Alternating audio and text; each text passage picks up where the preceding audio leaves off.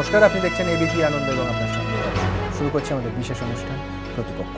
আমাদের প্রতিপক্ষের আজকের অনুষ্ঠান কিন্তু কোনো একটা বিষয় নিয়ে নয়, একই সঙ্গে পাঁচটি বিষয় নিয়ে, যে পাঁচটি বিষয় আমাদের পীড়িত করছে, আমাদের ভাবাচ্ছে, আমাদের ব্যথিত করছে এবং বিভ্রান্ত করছে, এবং অবশ্যই আমাদের ব্যক্তি জীবনে, আমাদের সমাজ জীবনে এবং এই রাজ্যের রাজনীতিতে যার প্রভাব রয়েছে। রাজ্য রাজনীতির কথা বললাম, প্রথমেই আসবো সিঙ্গুরের ক্ষেত্রে। আজকে সুপ্রিম কোর্টে সিঙ্গুরের নিয়ে রাজ্য সরকারের দায়ের করা মামলা শুনানির জন্য সুপ্রিম কোর্ট গ্রহণ করেছেন। মাত্র কয়েক মিনিট আগে যে ওয়েবসাইট, তাতে সুপ্রিম কোর্ট ঠিক কী বলেছেন সেটা প্রকাশিত হয়েছে। এইখানে আমাদের একটা সামান্য বিভ্রান্তি হয়েছে। আমাদের রাজ্যের মাননীয় মুখ্যমন্ত্রী তিনি বলেছেন সুপ্রিম কোর্ট রায় দিয়েছে সিঙ্গুর আইন বৈধ। আমরা অবশ্য আমাদের সীমাবদ্ধ জ্ঞানে সেইটা ঠিক বুঝতে পারছি না, তার কারণ আমাদের মনে হচ্ছে যে সিঙ্গুর নিয়ে রাজ্য সরকারের দায়ের করা মামলা আজ শুনানির জন্য গ্রহণ হলো। টাটা মোটরসকে নোটিশ জারি করলো আদালত। পাশাপাশি কলকাতা হাইকোর্ট তার 22শে জুনের যে রায়, তার ওপর 2 মাসের স্থগিতাদেশ দিয়েছিল, সেটা আরও 1 মাস বাড়িয়ে দিয়েছে। অর্থাৎ আপাতত জমি রাজ্য সরকারের হাতে, কিন্তু রাজ্য সরকার তা বিলি করতে পারবে না। কয়েক মিনিট আগে আপনাদের বলছিলাম ওয়েবসাইটে এই গোটা কোর্ট, মাননীয় সুপ্রিম কোর্ট কি বলেছেন তা প্রকাশিত হয়েছে। সেটা থেকেও আমাদের ঠিক এটাই মনে হচ্ছে। বিভ্রান্তিটা মুখ্যমন্ত্রী বক্তব্যে, যিনি বলছেন সুপ্রিম কোর্ট রায় দিয়েছে। রায়, লক্ষ্য করুন, হিয়ারিং শুরুর আগেই ভার্ডিক্টের কথা বলছেন মাননীয় মুখ্যমন্ত্রী। হয়তো ভেবেই বলছেন, হয়তো বিশ্লেষণ করেই বলছেন, আমরা ধরতে পারছি না। সুপ্রিম কোর্ট রায় দিয়েছে সিঙ্গুর আইন বৈধ।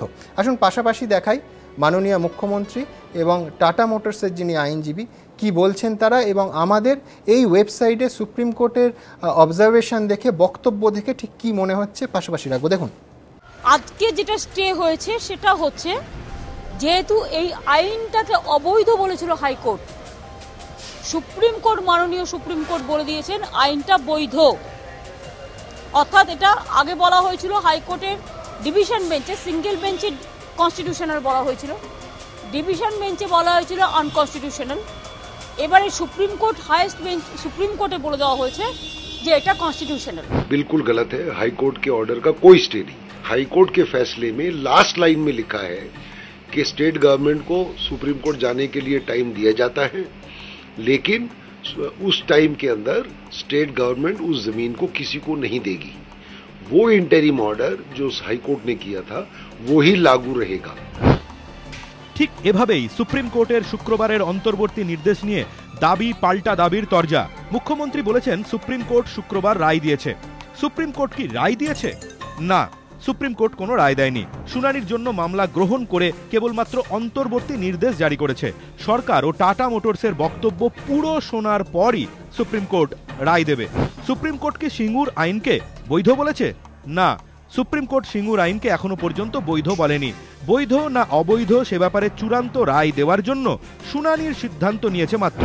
সুপ্রিম কোর্ট কি সিঙ্গুর আইনকে অবৈধ বলেছে? না, সুপ্রিম কোর্ট এখনো পর্যন্ত সিঙ্গুর আইনকে অবৈধও বলেনি।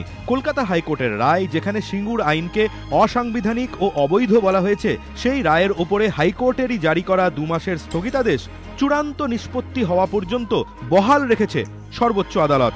এটি রুটিন আইনি প্রক্রিয়ার অঙ্গ মাত্র। চূড়ান্ত শুনানির পর সুপ্রিম কোর্ট হাইকোর্টের রায় খারিজ করতে পারে, বহালও রাখতে পারে। তাহলে সিঙ্গুরের জমি এখন কার হাতে? রাজ্য সরকারের হাতে। কারণ হাইকোর্ট তার নিজের রায়ের ওপর 2 মাসের স্থগিতাদেশ দেওয়ার সময়ই জানিয়ে দেয় এই 2 মাস রাজ্য সরকার নিজেদের হাতে জমি রাখতে পারবে। এই স্থগিতাদেশ যেহেতু সুপ্রিম কোর্ট চূড়ান্ত নিষ্পত্তি হওয়া পর্যন্ত বহাল রেখেছে, ফলে জমি আপাতত সরকারের হাতেই থাকছে। সুপ্রিম কোর্টের রায়টা বলে দিয়েছে আমরা যে জমিটা অধিগ্রহণ করেছিলাম সেই জমিটা এখন কিন্তু মনে রাখবেন সরকারের জমি। সরকার এখন কি করে ডিস্ট্রিবিউট করবে, কিভাবে দেবে, না দেবে, কিভাবে কথা বলবে, সেটা আইনের একটু ক্ল্যারিফিকেশন নিয়ে আমরা এগুলো সিস্টেম অনুযায়ী করে দেবো। রাজ্য সরকার কি জমি কৃষকদের মধ্যে বিলি করতে পারবে? না, পারবে না। কারণ হাইকোর্ট সিঙ্গুর আইনকে অবৈধ এবং অসাংবিধানিক বলেছে। এই রায়ের ওপরে সুপ্রিম কোর্ট স্থগিতাদেশ বহাল রেখেছে মাত্র। হাইকোর্টের রায় এখনো খারিজ করে দেয়নি। তাই জমি আপাতত হাতে থাকলেও তা বিলি করতে পারবে না সরকার। ধ্রুবজ্যোতি প্রামাণিক ও সমিত সেনগুপ্ত, এবিপি আনন্দ। আমার সঙ্গে এই মুহূর্তে স্টুডিওতে আছেন, একদিকে আছেন বিশিষ্ট আইনজীবী অরুণাভ ঘোষ, বিশিষ্ট আইনজীবী অশোক মুখোপাধ্যায়, সোহিল আবদি, অত্যন্ত উজ্জ্বল ছাত্র আমাদের এই শহরের, এবং আরএসপি নেতা অশোক ঘোষ। আমার অন্যদিকে আছেন লেখক বোলান গঙ্গোপাধ্যায়, রেখা দত্ত। ধীমান দত্তের ঘটনায় আমরা আজকে আসব। অভিযোগ, অত্যন্ত গুরুতর অভিযোগ, যে তোলা দিতে পারেনি বলে, টাকা দিতে পারেনি বলে পুলিশের গাড়ি এসে পিষে হত্যা করেছে আমাদের এই রাজ্যের একজন সহনাগরিককে।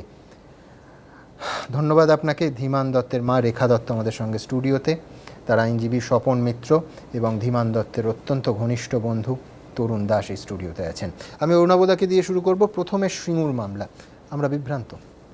অজ্ঞতাই শক্তি, এটা সেই অ্যানিমেল ফার্মের স্রষ্টা যিনি লিখে গেছিলেন 1984-এ, তিনি বলছেন অজ্ঞতাই শক্তি। তো দেখলাম সিঙ্গুরের মামলাটা কি, ডিভিশন বেঞ্চ বললেন যে একটা রায় দিলেন, অসাংবিধানিক বা যাই বলুক, আনকনস্টিটিউশনাল বললেন যে আমি এই রায়টা কার্যকর করতে বলছি না, কারণ দুপক্ষই সুযোগ দেওয়া উচিত। 2 মাস সময় দিলেন যাতে রাজ্য সরকার গিয়ে ওখানে অ্যাপিল করতে পারে। প্রথমেই বলে দিল সরকার থেকে যে তার মানে নিজেই দ্বন্দ্বে আছে রায়টা ঠিক কিনা। মনে আছে নিশ্চয়ই, তোমাদের টেলিভিশন চ্যানেলই বলা হয়েছে।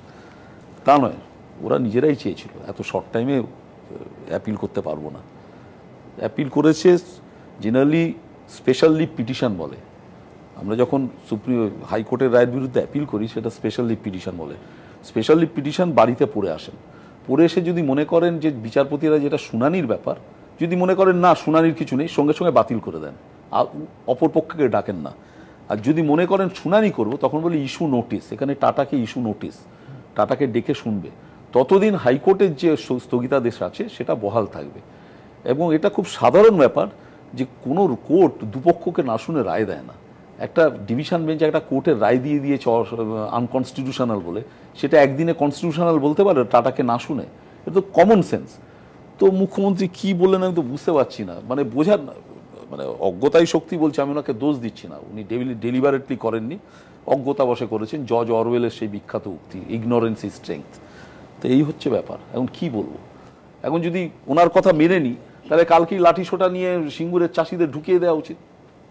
ওখানে নাঙল ফাঙল নিয়ে যায়, এবার চাষ করো, চাষ করে। আর এখন তো আগে বুঝতাম যে বলতো যে নাকি বাড়ির এই সিঙ্গুরের চাষিদের নাকি ড্রাইভার করে দিয়েছে, এসব প্রচার হয়েছিল, ভটভটির চালক করে দিয়েছে, বাড়ির চাকর করে দিয়েছে, কোথায় করে দিয়েছে। তা এখন তো কিছু বিক্রি করে দিয়েছে, এখন বলছে বিনা পয়সায় চাল ডাল দেবো, খেয়ে যাও, খেয়ে যাও। তো এখন ভিকিরি থেকে ভিকিরিত্ব না ঘুচিয়ে আরো ঢুকিয়ে দিই। মুখ্যমন্ত্রীর কথায় উনি যদি সত্যি বলে থাকেন, এবার সত্যি বলেওছেন আমার মনে হচ্ছে, ওনার হাতে বিশেষ ক্ষমতা আছে সরকারের, উনি ঢুকিয়ে দিই।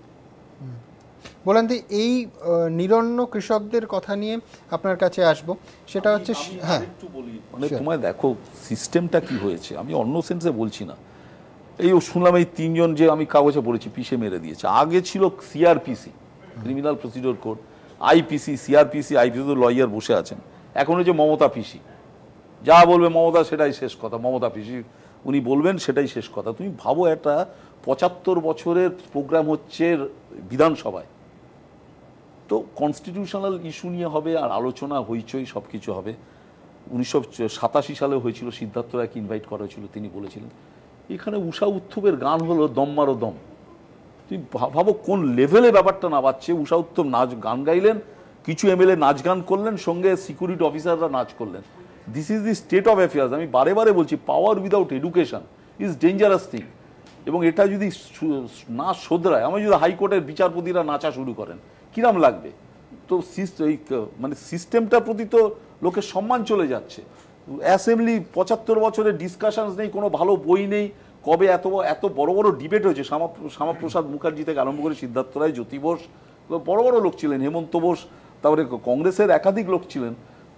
তাদের ডিবেট পাবলিশ না করে উষা উত্তুপ গাই গান দম মারো দম, মিট যায় গাম। ঠিক আছে, বলুন বুলান। হ্যাঁ, কিন্তু এবার নিরন্ন কৃষকদের গম তো কোনোভাবে মেটার আশা দেখা যাচ্ছে না। যাদের নিয়ে এই রাজনীতি, যাদের নিয়ে রাজ্যে পালাবদল হলো এবং গোটা রাষ্ট্রে, শুধু যে পৃথিবী জোড়া খবর হলো তা নয়, গোটা রাষ্ট্রে একটা ইম্প্যাক্ট পড়লো, তার প্রতিফলন আমরা দেখলাম কখনো নয়ডায়, কখনো দক্ষিণ ভারতে। সেই সিঙ্গুরের যাদের ওপর দাঁড়িয়ে এত রাজনীতি, কেমন আছে তারা বলেন? সিঙ্গুরে আমি এই টাটার জমি নেওয়ার আগের থেকে গেছি, মানে তখন শুধু নোটিশ হয়েছে, সেই সময় থেকে আমি যাচ্ছি।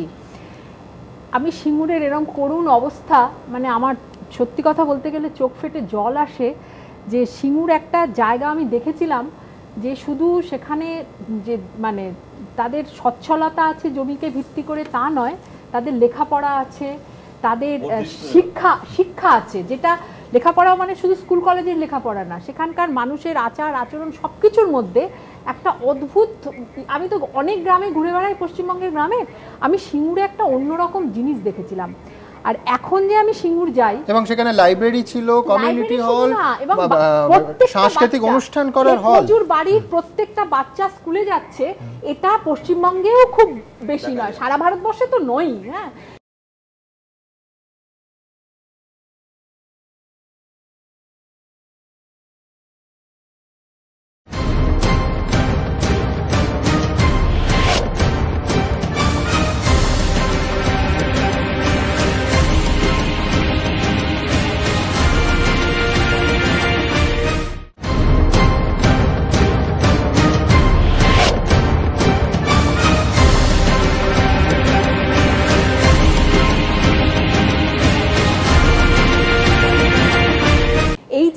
এই যে বাচ্চারা স্কুলে যাচ্ছে, তারা পরিষ্কার পরিচ্ছন্ন জামা কাপড় পরছে, প্রত্যেকের পায়ে জুতো, হ্যাঁ, এবং তাদের ব্যবহার, চুল আঁচড়ানো, হ্যাঁ, মানে একটা চেহারাই আলাদা, বুঝতে পেরেছো তো? সেইটা মানে যে কি দাঁড়িয়েছে এখন যেটা দাঁড়িয়েছে, আমি মানে এক কথা একটুখানি করে বলতে পারি, সমস্ত জায়গায় না সিঙ্গুরের প্রত্যেক গ্রামে একটা করে ক্লাব আছে।